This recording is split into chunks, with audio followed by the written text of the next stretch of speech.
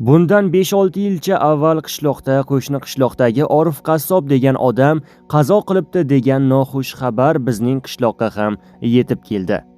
Dadamning aytishicha, rahmatli Orif qassob o'sha qishloqning obro'li odami bo'lgan ekan. Xabarni eshitib, qassobning yaqindan tanigan yor birodarlari janozaga otlanishdi. Janozadan so'ng Orif qassobning mayiti qabristonga qo'yib kelindi.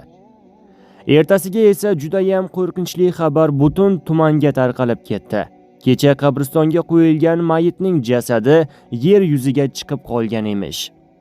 Bunday qo'rqinchli va noxush xabar yashin tezligida hamma tomonga tarqalib ketdi. Kimdir it olib chiqib qo'ygandir-da desa, yana kimdir bunda bir gap bor deb mulohaza qilishdi. Orif qassobning o'g'li bir ikkita jiyanlari bilan birgalikda yer yuzasiga chiqib qolgan dadasining jasadini yana o'z joyiga qo'yib kelishdi.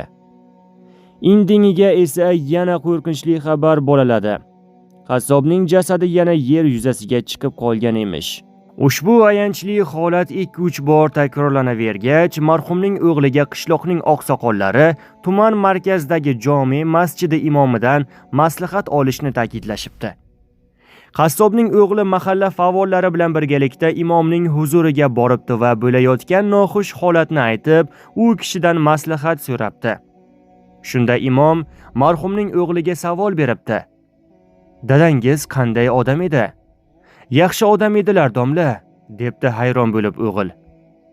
Hayotliklarda nima ish bilan shug'ullangan edilar? Esimni taniganimdan beri qassobchilik bilan shug'ullanar edilar. Birorta nojo'ya harakatlarni sezganmidingiz? So'rabdi yana imom. O'g'il yerga qarabdi va nima deyishini bilmay kolovlanib qolibdi. Bu holatni kuzatib turgan imom yana so'z qotibdi. Ayting jiyanim, aytmasangiz dadangizni jasadi qo'lim topmaydi. Maylimi o'zingizga aytsam? Sekingina yoniga yaqinlashib izn so'rabdi o'g'il. Atrofdagi odamlardan yashiradigan siri borligini sezdiribdi. Bu voqea ayanchlidir.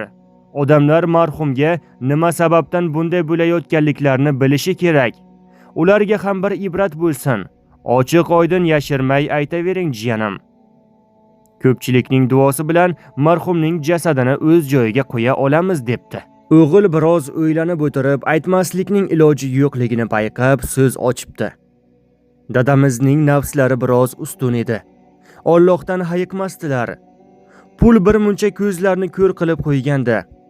U kishi uzoq qishloqlardan eshak xarid qilib, o'sha yerda o'zida hech kimga bildirmasdan pana joyda o'sha eshakni so'yib, go'shtini olib kelib, mol go'shtiga aralashtirib odamlarga sotar edilar. O'tirganlar birdaniga astag'firulloh deb baqirib yuborishibdi. Xayf sendek insonga deyishibdi. Imom ham ko'zlarini yumib, ingrab yuboribdi. Bir muddat jim turib, o'tirganlarni tinchlantiribdi va o'g'liga shunday debdi. Jiyanim, dadangiz badnafs inson bo'lgan ekanlar. Harom qilingan narsani odamlarga, qo'ni-qo'shnilarga inom qilib yurgan ekan. Mana shu sabab uni yer o'z bag'riga qabul qilmayotgan ekan. Afsus, afsus deb nadomatlar chiqaribdi. Endi uka, odamlar ko'z o'ngida katta bir novvosni so'yib, qon chiqaring va odamlarga tekinga tarqating. Ulardan dadangiz uchun kechirim so'rang. Gunohlarni af etishini so'rab duo qilsinlar. Zora Alloh dadangizni gunohlarni kechib, jasadlarni huzuriga qabul qilsinlar deb maslahat beribdi. O'g'il imomning aytganlarini qilib, o'lgan dadasining jasadini yana qabrga qo'yibdi va ana o'shandan so'nggina uning jasadi tinch bo'libdi. Azizlar, xulosa o'zingizdan. Agarda ushbu videorolik sizga yoqqan bo'lsa, videorolik ostiga bir dona like bosib, kanalimizga obuna bo'lishni unutmang.